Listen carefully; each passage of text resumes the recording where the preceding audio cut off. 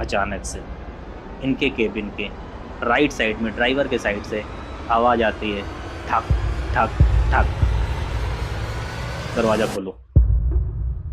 अचानक से इनकी गाड़ी की हेडलाइट बंद हो जाती है, फिर जलती है, फिर बंद हो जाती है, फिर जलती है, और गाड़ी झटके से, इनका जो ट्रक होता है झटके से रुक जाता है। पूरी दम से अब गाड़ी का ब्रेक मारते हैं और ट्रक इनका वहीं पे खड़ा हो जाता है, एक जगह खड़ा हो जाता है। अब ये लोग बहुत ध्यान से आंखें अपनी बंद करके और को साफ करके देखते हैं तो वो लेडी गायब, वहाँ पे कोई नहीं। लेकिन Welcome to Nitin Dark Stories. Enter if you dare. तो दोस्तों, आज जो कहानी मैं आपके सामने लेकर आया हूँ वो कहानी मुझे ऐसी नहीं कि किसी ने मुझे भेजी हो या किसी ने अपनी आप बीती मतलब अभी किसी ने सुनाई हो। ये बहुत पुरानी कहानी है। एक्चुअली हमारे एक ड्राइवर हैं, हमारे मतलब पापा की गाड़ी के ड्राइवर हैं। पापा एक्चुअली खुद गाड़ी ड्राइव नहीं करते, तो उन्होंने ड्राइवर रखा हुआ है, तो काफ़ी सालों से उनके साथ हैं वो। तो उन्होंने एक कहानी सुनाई थी, और ये जो कहानी मैं आपको सुनाने जा रहा हूँ उनके एक दोस्त की कहानी थी जो ट्रक ड्राइवर होते हैं, और वो पूरे इंडिया में पूरे इंडिया का उन्होंने चप्पा चप्पा छाना होता है। कहीं भी किसी भी हाईवे का उन्हें एक्सपीरियंस होता है। देश के हर एक कोने कोने में वो माल देने जा चुके होते हैं। तो जो ट्रक ड्राइवर होते हैं उनका नाम है सोनू, और उनके एक हेल्पर होते हैं जिनका नाम है राजू। तो जो ट्रक ड्राइवर है, 2008 की कहानी है ये। 2008 में ये दिल्ली से माल लेते हैं, गफ्फार मार्केट के आसपास से ये अपना माल भरते हैं इलेक्ट्रॉनिक्स का, और कानपुर में डिलीवरी के लिए इन्हें जाना होता है। तो जब ये निकलते हैं कानपुर के लिए, तो इनका आना जाना था ही, और ये थे भी कानपुर के ही, कानपुर देहात के रहने वाले थे, तो ऐसी कोई दिक्कत थी नहीं इन्हें, तो सारे रूट्स क्लियर थे। तब आपको याद होगा कि लखनऊ वाला जो एक्सप्रेस वे है वो नहीं बना हुआ था। हालांकि NH-24 है शायद हमारा, वो पूरा बना हुआ था, बट लखनऊ एक्सप्रेस वे नहीं बना था, तो नीचे से जाती थी, मतलब पलवल, फरीदाबाद, पलवल और आगे ये अलीगढ़ वाला रूट लेके बसें जाया करती थी या ट्रक जाया करते थे।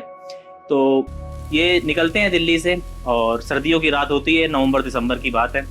तो ये और इनके जो हेल्पर होते हैं राजू भाई आराम से चल रहे होते हैं।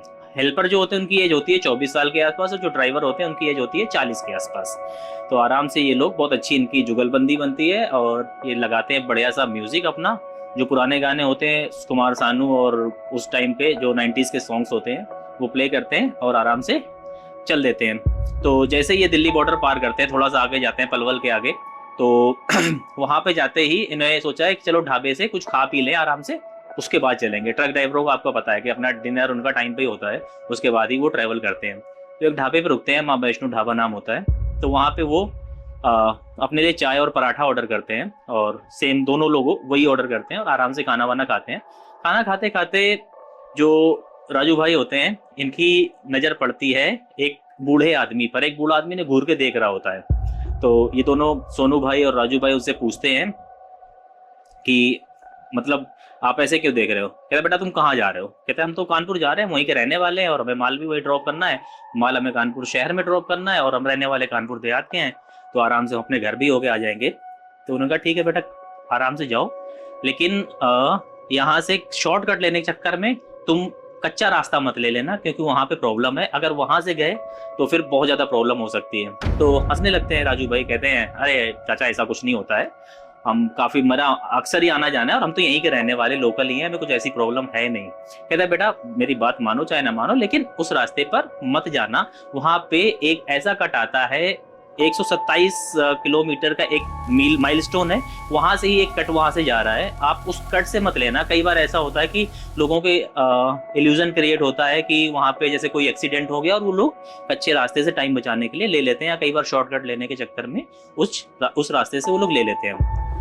तो कहते ठीक है चाचा, हम नहीं जाएंगे वहाँ से, और ये आगे बढ़ते हैं और पार करते हैं अलीगढ़ वगैरह। जब इन्हें वो माइलस्टोन दिखना शुरू हो जाता है, पहले तो 130, फिर 128 आ गया, फिर 127 जब आने वाला था, तब इनका दिल थोड़ा सा धड़कने लगता है। और जो उस बूढ़े आदमी ने बात बोली थी कि यहाँ पे आगे आप जाओगे तो आपको कुछ ना कुछ प्रॉब्लम वाली चीज़ फेस करनी पड़ सकती है, तो इन्हें पता चलता है कि आगे बहुत बड़ा जाम लगा हुआ है, वहाँ पे कोई ट्रक पलट गया है। तो वो हटने में टाइम लगेगा और गाड़ी वाड़ी क्रेन वेन बुलाई गई जो हटाएगी आके उसे, उसमें लग रहा था बहुत टाइम और इन्हें माल टाइम से डिलीवर करना था। तो ये कहते हैं यार लोग तो बोलते ही रहते हैं, रास्ता जब जा ही रहा है 3-4 किलोमीटर का रास्ता है, आराम से हम ले लेंगे और फिर से वापस हाईवे में चढ़ जाएंगे। ये उस 127 माइल स्टोन के कट से अपनी गाड़ी कच्चे रास्ते पर उतार देते हैं। अब देखो लोग यहीं पर गलती करते हैं, जैसे किसी ने अगर बोला है कि वहां पे ऐसा हो सकता है और उन्हें दिख भी रहा है वहां पे ऐसा, लेकिन लोग नहीं मानते हैं, तो वो गाड़ी वहां से अपना मोड़ देते हैं। तो जब वो कच्चे रास्ते पर गाड़ी उतार देते हैं, कच्चा रास्ता क्या मतलब पतली वन वे सड़क होती है, गाड़ी उतार देते हैं, आगे चलते हैं। हाँ, तो जो वो अंकल मिले होते हैं ना ढाबे पे, जो वो बूढ़े चाचा थे, उन्होंने बोला था कि वहां पे अगर आपको कोई हाथ दे, कोई लेडी अगर सफेद कपड़े में खड़ी है और आपको हाथ दे रही है, आप कभी गाड़ी मत रोकना। तो उन्होंने कहा ठीक है चाचा, नहीं रोकेंगे। तो जैसे वो आगे बढ़ते हैं, 1 या 1.5 किलोमीटर आगे बढ़े होंगे, सच में एक सफेद कपड़े में एक लेडी उनसे लिफ्ट मांग रही होती है वहां पे। अब इन्हें उस बूढ़े आदमी की बात याद आ जाती है कि यार उसने बोला था और ये बात सच है। इनके हाथ पैर कांपने लगते हैं। अब सोनू भाई ड्राइवर होते हैं, गाड़ी चला रहे होते हैं। राजू जो उनका हेल्पर होता है वो सो जाता है खाना वाना खा के, क्योंकि काम ऐसा कुछ था नहीं तो सो जाता है। तो ये गाड़ी रोकते नहीं है उस लेडी को देख के और एक्सीलरेटर दबाते हैं और भागे चले जाते हैं। अब ये कोई 2-2.5 किलोमीटर आगे बढ़े होंगे और तभी राजू की नींद खुलती है। राजू कहता है कि यार इतनी ठंडा क्यों लग रही है, अभी जब हम निकले थे इतनी ठंड नहीं थी, अब हमारा केबिन पूरा फ्रीजर बना हुआ है। तो सोनू भाई कहते हैं यार ठंड तो मुझे भी बहुत ज्यादा लग रही है। तो राजू क्या करता है कि अपनी जैकेट पहनता है और फिर से सोने की कोशिश करने लगता है।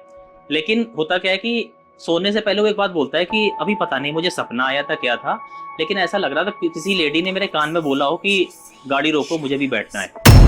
अब उस लेडी ने भी बोला था जब ये गाड़ी से लिफ्ट मांग रहे थे कि गाड़ी रोक दो मुझे बैठना है, मुझे लिफ्ट दे दो, और यही चीज उसके कान में भी आई थी।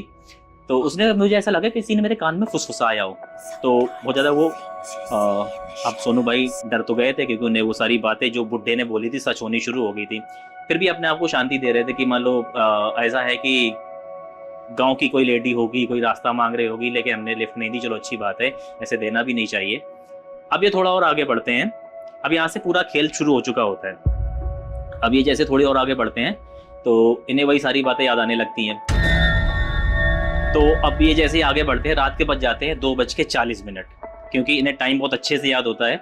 और इन बीच बीच में ये कुछ चीजें नोटिस कर रहे थे, जैसे इनका जो एफएम बज रहा था गाड़ी में, ट्रक में जो एफएम बज रहा था, अचानक से उसमें सरसराट की आवाज आती है और उसमें आवाज में रुक जाओ रुक जाओ रुक जाओ, इस तरह की आवाजें आनी शुरू हो जाती हैं। तो ये डरे हुए होते हैं, बुरी तरीके से चल रहे होते हैं। इधर राजू सो रहा होता है, फिर राजू की नींद खुलती है और ये लोग बैठे होते हैं। इन्होंने सोचा कि आगे एक अगर कोई भी ढाबा आएगा वहां पे रुकेंगे, हाथ मुंह धोएंगे और प्रॉपरली जब थोड़ा सा रिलैक्स हो जाएंगे तभी निकलेंगे।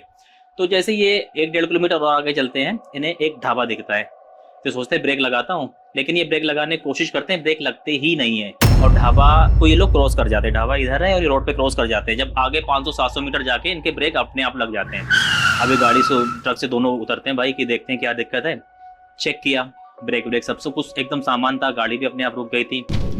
इनका ये यार जो घटनाएं हो रही है नॉर्मल तो है नहीं, यहाँ हो ना हो जरूर किसी भूत प्रेत आत्मा का तो साया है ही है, क्योंकि हमें पहले वार्न भी किया गया था और हमने ध्यान नहीं दिया और अब इसी रास्ते से आ गए, अब तो भगवान ही हमारा मालिक है।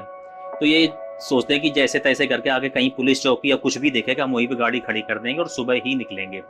अब ये आगे बढ़ते हैं तो अचानक से इनकी गाड़ी की हेडलाइट बंद हो जाती है, फिर जलती है, फिर बंद हो जाती है, फिर जलती है और गाड़ी झटके से, इनका जो ट्रक होता है झटके से रुक जाता है।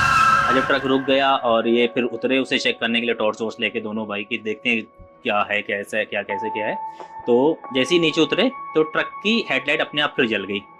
तो इन्हें ऐसा लगा, ये लोग नीचे खड़े थे कि 500, 300, 400 मीटर दूर कोई लड़की खड़ी है, छोटी बच्ची, और उसने रेड कलर की फ्रॉक पहनी है और उसके हाथ में एक गुड़िया होती है। ये लोग बहुत ध्यान से देखते हैं और देखते देखते वो लड़की गायब हो जाती है। अभी दोनों बहुत बुरी तरीके डर जाते हैं। ये टॉर्च लेके रोड पे वहीं पे देख रहे होते कि ये लड़की बच्ची अचानक गई, कहने लगा कि हमारी नजर हटी हो और वो अंदर कहीं खेतों वेतों में न चली गई हो। ये जाते हैं तो देखते हैं वो गुड़िया वहीं पर पड़ी हुई होती है।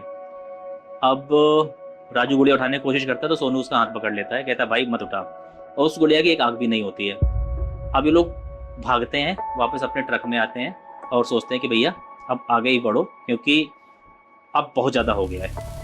ये लोग जैसे ही थोड़ा सा आगे बढ़ते हैं, इन्हें फिर वही लेडी हाथ देती हुई दिखती है, सफ़ेद साड़ी वाली, जो मैंने जिसका जिक्र स्टार्टिंग में किया था, जो इसमें जिसकी आत्मा वहाँ पे घूम रही होती है। तो जब वो हाथ दे रही होती है तो ये नहीं रोकते हैं गाड़ी, लेकिन एक बहुत ही अजीब चीज़ होती है ऐसा। और ये चीज़ एक लोगों के साथ नहीं, कई लोगों ने इस चीज़ को एक्सपीरियंस किया है, मतलब इस स्टोरी में नहीं, अलग भी तरह से, कि जो किसी एंटिटी और किसी इंसान के बीच की जो डिस्टेंस होती है, आप कितना भी तेज भाग लो, डिस्टेंस कभी भी कम नहीं होती, वो उतनी ही रहेगी। अगर वो तुम्हें 100 मीटर दूर से दिख रही है तो उसकी डिस्टेंस तुम्हारी 100 मीटर रहेगी, तुम भले 100 की स्पीड में अपनी गाड़ी चला लो। यही उस समय हो रहा था। इन्होंने रियर व्यू में जैसे ही देखा, अपना शीशे में देखा, तो देखा वो लड़की जो लेडी थी वो हाथ दे रही है, और ये गाड़ी बहुत स्पीड में भगा रहे थे, लगभग 500-700 मीटर 1 किलोमीटर तक आगे आ गए, लेकिन इनके शीशे में ऐसा लग रहा कि वो अभी भी वहीं से हाथ दे रही है। अब इनकी पूरी हालत खराब हो चुकी होती है, बहुत ज़्यादा डर चुके होते हैं, और ये क्या करते हैं, अपने म्यूजिक सिस्टम में जो छोटा सा लगा होता है उसमें हनुमान चालीसा बजा देते हैं। हनुमान चालीसा बजाते हैं, थोड़ी देर में इनका माहौल थोड़ा सा शांत होता है, और आगे इन्हें एक पुलिस चौकी दिखाई देती है। ये जाते हैं बिना कुछ बोले पुलिस चौकी में, अपना गाड़ी लगाते हैं और उतर जाते हैं। 2 पुलिस वाले होते हैं वहाँ पे, वो आग सेक रहे होते हैं, तो उनके पास जाके बताते हैं कि ऐसा ऐसा हमारे साथ हुआ है, तो हंसने लगते हैं। फिर उसने कहा कि कहाँ पे हुआ है, तो कहते हैं 127 मील वाला जो माइलस्टोन है, और वहाँ से जैसे हम अंदर आए थे एक सफ़ेद कपड़ों में, तो उनमें से एक पुलिस वाले का चेहरा सफ़ेद पड़ जाता है। वो समझ जाता है कि, वो पूछता है अच्छा उसने तुम्हें देख लिया, अब वो तुम्हारा पीछा नहीं छोड़ेगी। ये सुन के ये भाई और डर जाते, कहते साहब बचाओ भाई, आप लोगों का काम ही है हमें बचाना। कहते अभी तुम इतना आगे आ गए तो हो सकता है तुम्हें कोई दिक्कत ना हो, लेकिन तुम यहाँ से चले जाओ और तुम्हें कोई प्रॉब्लम नहीं होनी चाहिए। बाकी हनुमान चालीसा पढ़ते रहना, और किसी को गलती से भी लिफ्ट मत देना, गलती से लिफ्ट दे दी तो समझो तुम्हारी कहानी वहाँ पे खत्म है। तो जब पुलिस वाले बताते, तो वो पूछते हैं सोनू भाई पुलिस वालों से कि इसकी कहानी क्या है, ये मतलब ऐसा क्यों हो रहा है यहाँ पे, और क्या होता है इस रूट पे अगर कोई आ जाता है गलती से। तो पुलिस वाला बताता है उन्हें कि एक्चुअली क्या है कि एक ट्रक वाला एक लेडी को टक्कर मार के चला गया था।